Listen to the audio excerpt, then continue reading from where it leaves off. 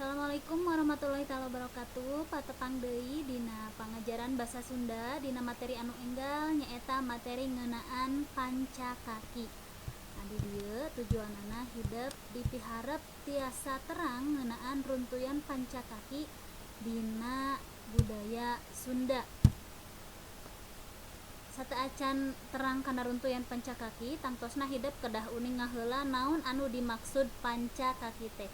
Dina basa Sunda, istilah pancakaki miboga dua harti. Harti anu kahiji tina istilah pancakaki nyaeta perenahna hiji jalma ka jalma anu liana anu sakulawarga atawa nu dianggap kaasup kana baraya.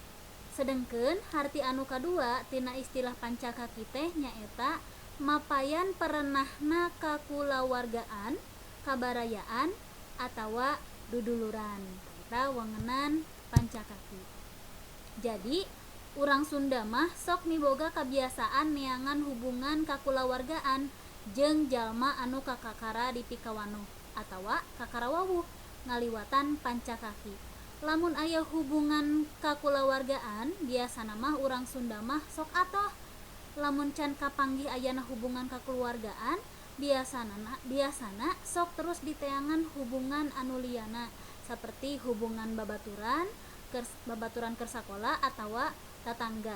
Contohna kieu, urang aya di hiji tempat jauh ti lembur, teras pendak sareng hiji jalmi calik digigireun urang terus ngobrol, kawi ti mana, ti daerah mana, ternyata aya daerahna teh anu urang apal, kenal teu ka si A ka si B, eta teh pun bapak, geuning urang teh masih kene aya duduluran. Ta eta tidinya kebiasaan orang Sunda seupami pendak sareng hiji jalmi di hiji tempat, tangtos anu paling utami ditaroskeun teh tina runtuyan pancakakina.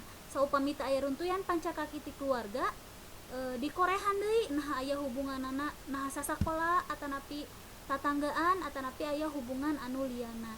Eta kebiasaan orang Sunda dina hal ngaruntuy hoyong terang ngeunaan silsilah pancakaki.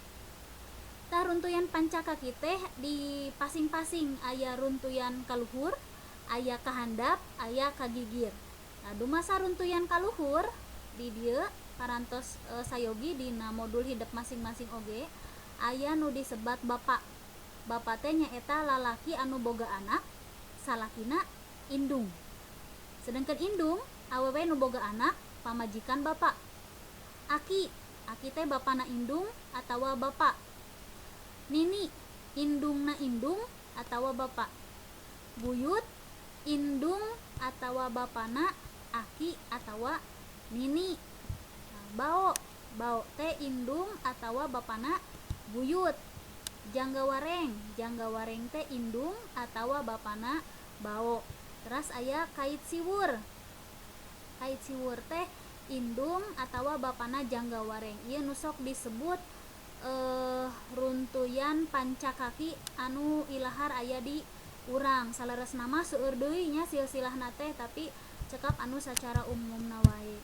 Teras aya runtuyan rundayan turunan anu salajengna. Di dieu aya nu disebat anak. Anak teh turunan kahiji.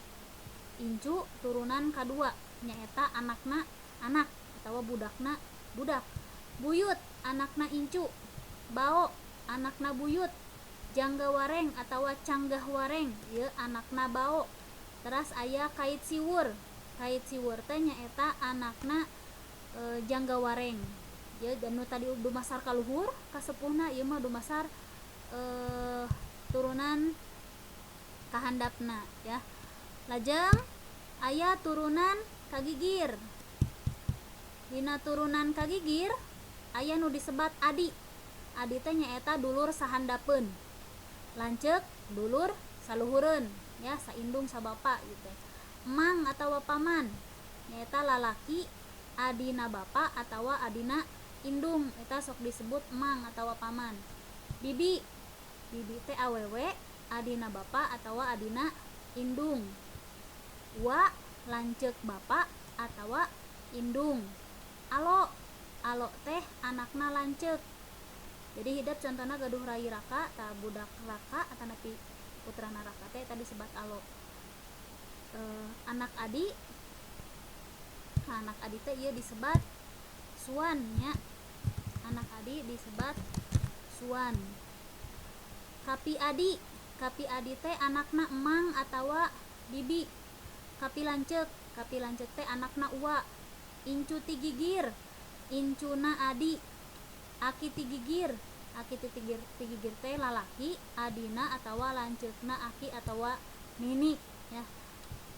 Nini ti gigir awewe, adina atawa lanceukna aki atawa nini. Contohna nini jeung aki urang teh masih keneh aya, tah si aki teh gaduh rai, tah eta teh disebat aki atanapi nini ti gigir.